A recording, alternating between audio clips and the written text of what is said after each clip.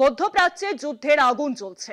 এই পরিস্থিতিতে তেহরানে থাকা ভারতীয়দের উদ্দেশ্যে নির্দেশ ইরানের ভারতীয় দূতাবাসের। নির্দেশে দ্রুত দূতাবাসের সঙ্গে যোগাযোগ করতে বলা হয়েছে, কেননা যুদ্ধ দিনের পর দিন যে বেড়েই চলেছে। কেউ যেন কারোর থেকে কম নয়। ইরান ইসরায়েল যুদ্ধে ছবিটা আপাতত সেই কথাই বলছে। চলছে হামলা পাল্টা হামলা, রণভূমে এক পাও পিছোতে রাজি নয় কেউ। দুদেশেই বাড়ছে মৃত্যু, বাড়ছে ক্ষয়ক্ষতি।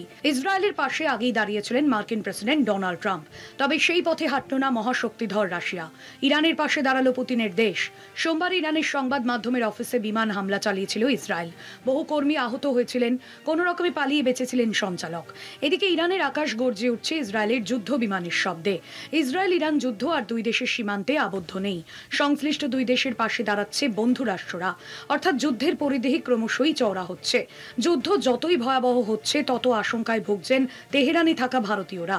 মধ্যপ্রাচ্যে যুদ্ধের আবহে তেহরানে থাকা ভারতীয়দের উদ্দেশ্যে নির্দেশ ইরানের ভারতীয় দূতাবাসের। দ্রুত দূতাবাসের সঙ্গে যোগাযোগ করতে বলা হয়েছে। প্রায় 50,000-এর বেশি ভারতীয় দুই দেশে আটকে। দুই দেশের চুক্তি অনুযায়ী ইসরায়েলে কাজ করেন ভারতীয়রা। নির্মাণ শিল্পের শ্রমিক হিসেবে কাজ করেন অনেকেই। দেশে ফিরতে মরিয়া তারা। প্রাণে বাঁচতে ইরান থেকে পালাতে শুরু করেছেন ভারতীয় ছাত্ররা।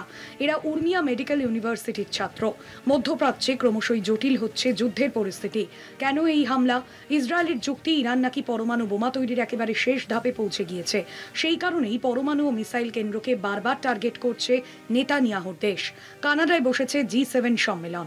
সেখানে ইরানের হাতে পরমাণু অস্ত্র না ওঠার বিষয়ে সকলেই প্রায় একমত। পাশাপাশি মধ্যপ্রাচ্যের এই দুই দেশের মধ্যে সংঘর্ষ বিরতি চাওয়া হয়েছে। কলকাতা টিভি।